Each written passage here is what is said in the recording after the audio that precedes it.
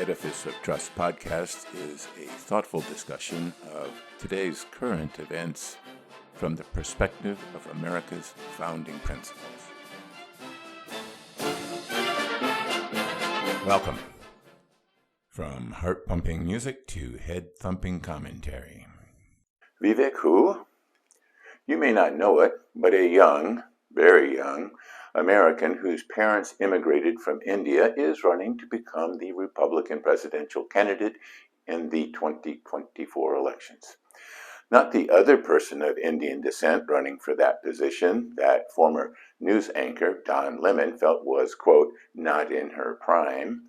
That person was Nikki Haley, a savvy politician who was a popular governor of South Carolina and Donald Trump's ambassador to the United Nations.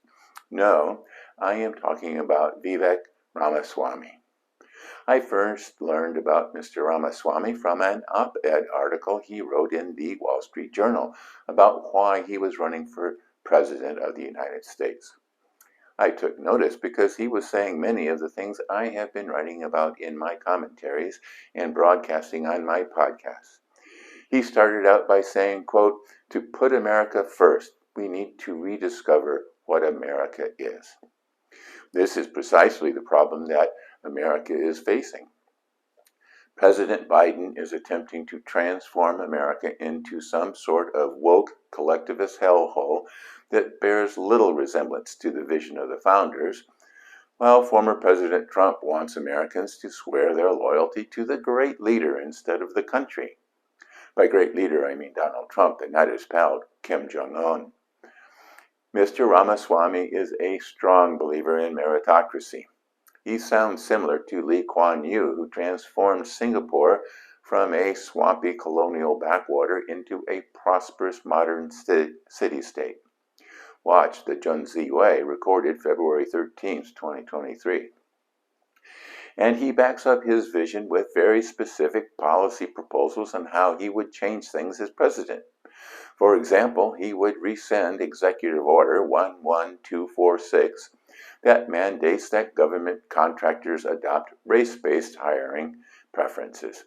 And he wants to amend the 1974 Impoundment Control Act so that the president can shut down agencies and departments that no longer serve their purpose, such as the Rural Utilities Service, that is the descendant of the Rural Electrification Administration created by FDR in 1935.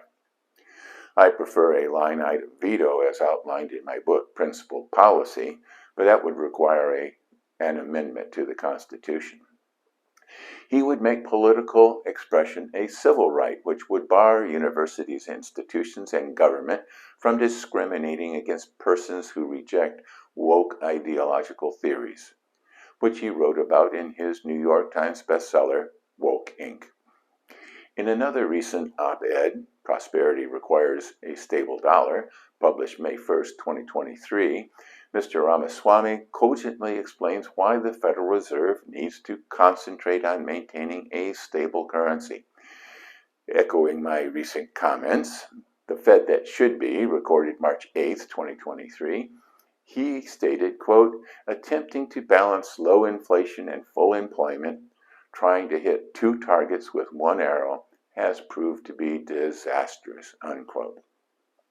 He closes his op-ed by saying, quote, the Fed should refocus to avoid repeating its past mistakes, and I intend to make the 2024 presidential race in part a referendum on the proper role of our central bank, unquote. The Fed should not be the principal economic actor in our country, despite the fact that the President and the Congress have abandoned their obligation to guarantee a stable economic structure in which the American people can thrive. Mr. Ramaswamy intends to change all that. But a meritocracy is an insufficient definition of what America should be. Communist China also aspires to be a meritocracy. Mr. Ramaswamy's vision for the future of America needs to be amplified.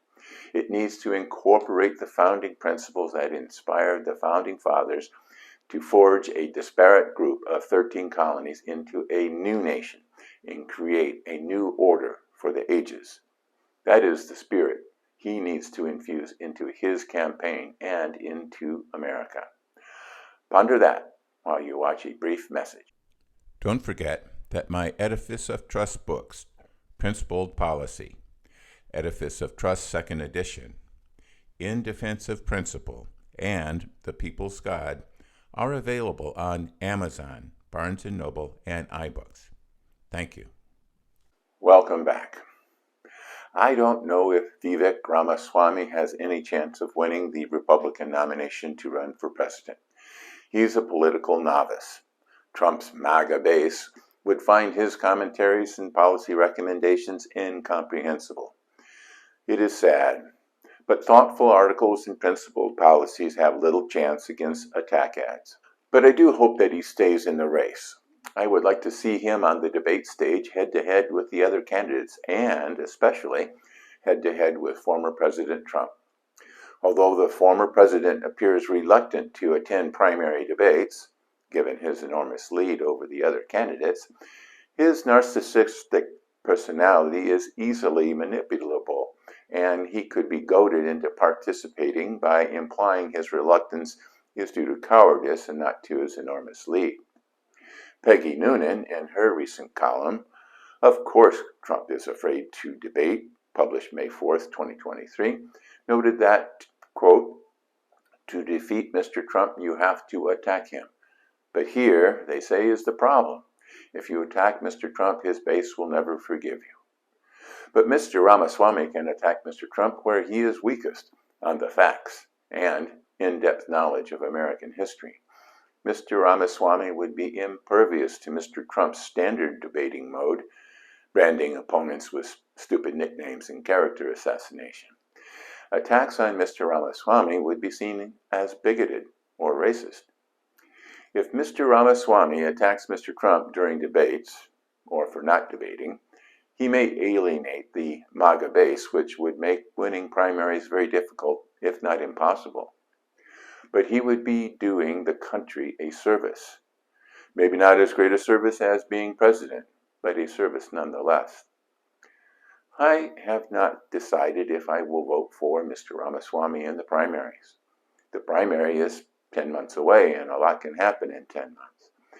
But Mr. Ramaswamy is a lucid and intelligent voice that needs to be heard during the nomination process.